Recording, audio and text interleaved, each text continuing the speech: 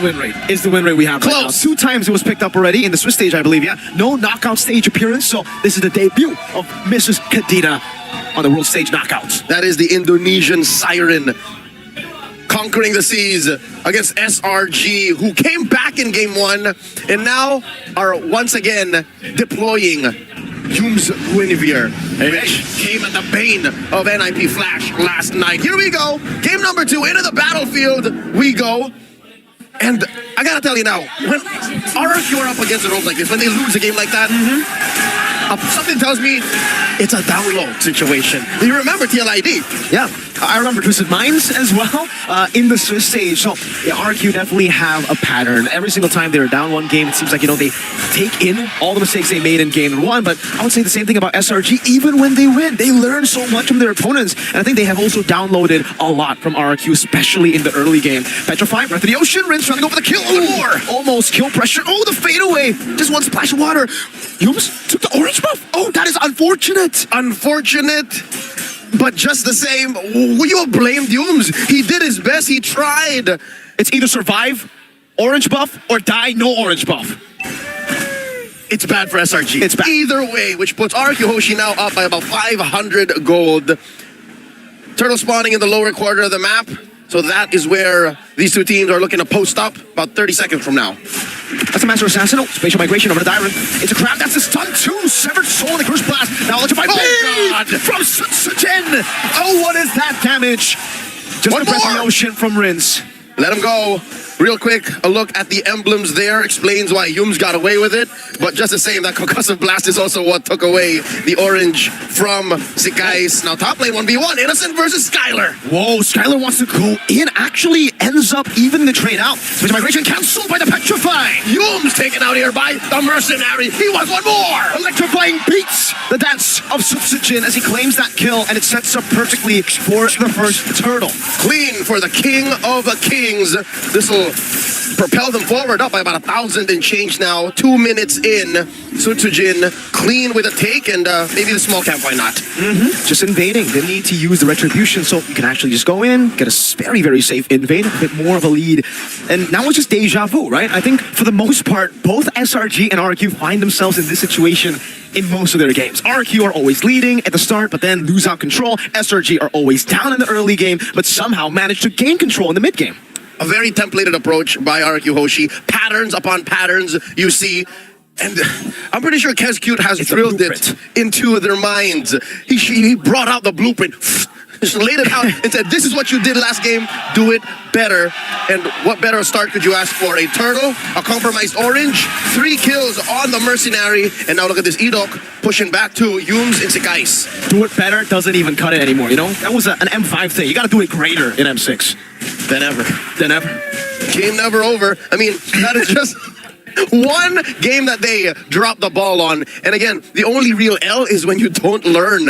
And so far, I think the fact that they're pushing the tempo, speeding it up, putting Rins on a hero that can pick off easy targets, Innocent, Stormy. I'll tell you now, even Zikais come to mid-game, he's gonna hurt. Definitely. Does seem like right now, I'm paying attention into this gold lane matchup. It does seem like in this game, Edok is paying more attention to Skylar than they did in the previous one, right? Despite the fact that Granger was winning the matchup. I think now they're thinking, okay, we got a Bruno up against a Moskov. Even if we get to mid-game, late game together, if they scale up properly, Bruno should still have the edge. That's right. So by sending Edok over there, they protect the early game, they secure the mid-game, and then the inevitable late game. Yep. Bruno is, I want to say infinitely scaling, but when you put it... Basically. It's almost there. Especially if your opponent has to start juggling Winter Crowns, Wind of Natures, and maybe Innocent doesn't even walk away with, Humes jumping in, thump through, forcing Rins to skip him as well. Turtle here. Now we got the dance. There's a knock-up. Dyron with 5 pass. Could revitalize Stormy. Will be taken out by Edok. Rins part of the bad spot. Cram trying to go for the chase, but it will just be a pick onto Stormy and then neutral objective for RRQ Hoshi. It's a man down for the Giants as RRQ Hoshi go ahead to barrel away at the Turtle. 2,000 gold ahead. Turtle soup on the menu here for the King of Kings. There you go. Another neutral objective without the retribution for Sutsujin. A clean and simple take through a fight. It's always about catching your opponents before the fight. And SRG, I think they're now finally understanding the pattern. Skylar, though, wants to continue to push up top against Innocent. He has to be careful. He has to purify. No, doesn't even need it. Dashes away from the spatial migration. Slide tackle, so useful as a tool. Engaging, disengaging. Okay. Stormy spots one, Rins. No. Oh no, he gets caught. Raging Sandstorm Rins, pops in a rough wave just in time. Cram looking for it, goes in for Tom, but it's only onto the back. SOD connecting as well. That's Innocent with the Fear of Misery. Rins still able to survive. Cram here, down to a fifth of his health. In comes the EG. Stormy disengages. Meanwhile, in the mid lane, Sutsujin is having a little bit of a dance with Innocent and Skies. Innocent sent down below, and they will have to concede this turret, a structure, over to RRQ Hoshi in the 5th minute of the game. Skylar has just been so impressive on this Bruno. Basically, that's what this 3,000 gold lead buys for RRQ Hoshi. The fact that they can say, what? Oh, Stormy pushed back by Spear Misery. See, this is the situation I'm talking about. The fact that you're going far ahead, Rins, popping, Innocent, full combo. Rough waves from Rins. No Purify. They baited it out earlier. Sutsujin trying to bait out that spatial migration again. Great read on the spatial migration. And now Diamond's coming by. Oh no. Yes, Requiem. The breath of the ocean connects. Now the slam and a pass. Won't be able to connect Yums. Can he get out of the situation? Yes, he can. Cold Yums. Staying composed. Hey, if Rins had that combo, my Malaysian goat would have been cooked. Is Yums your Malaysian goat? Yes, he is. I see. Who else would be? I don't know. Skies?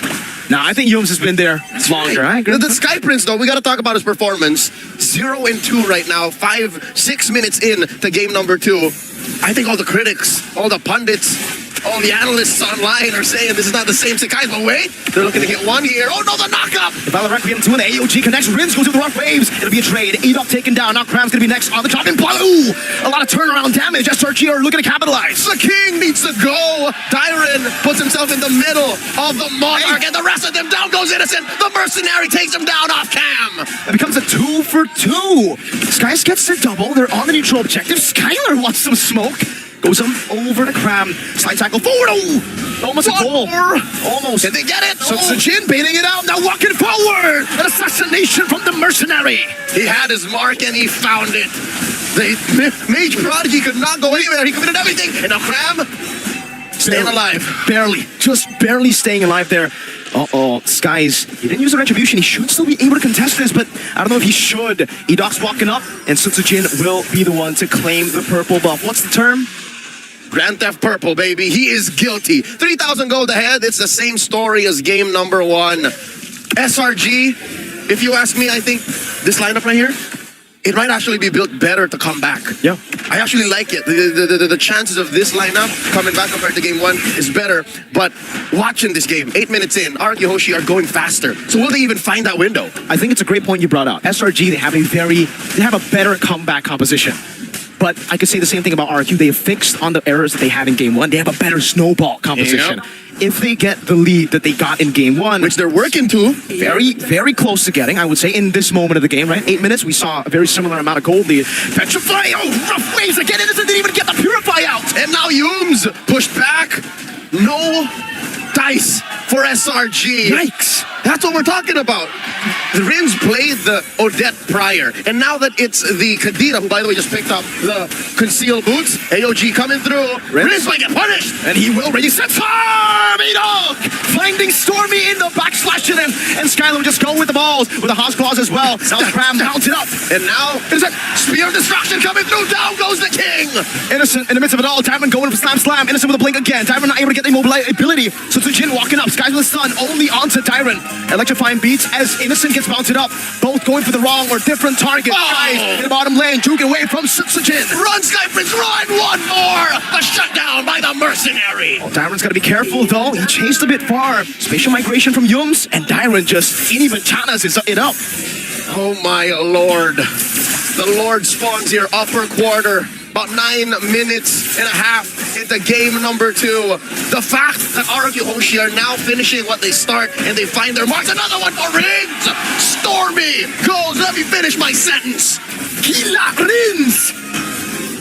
It's very deja vu to the previous Kadita gods. He follows a lineage of amazing Indonesian talents, and now on behalf of the King of Kings, he's looking to right the wrongs of game number 1. Even the orange here, Sekai's is struggling to secure. The orange buff taken away, Sky's not able or didn't need to go for the retribution. And RRQ against Skylar, what is he looking out? He's looking at 3 items, almost 4. Actually, just 2 components too. So he's pulling them out to be a beast. That's a concentrated energy for Sutsujin. So wants a bit more sustain in these skirmishes. Knows SRG can actually still threaten him in a lot of these dives. RRQ Hoshi knows that they're sharing the core role. There's 3 main damage dealers on their lineup, and that should lead to more than just an inhibitor shield popping here. Oh no, Crown's in trouble. AOG defensively in the back. Rins again jumps into the rough waves and a Venture Fire, but only connects on the Yums. Now the SOD to the back. Do they take it? That's a spatial migration, and Innocent's there. Edok walking up. And they push back. The rest is super.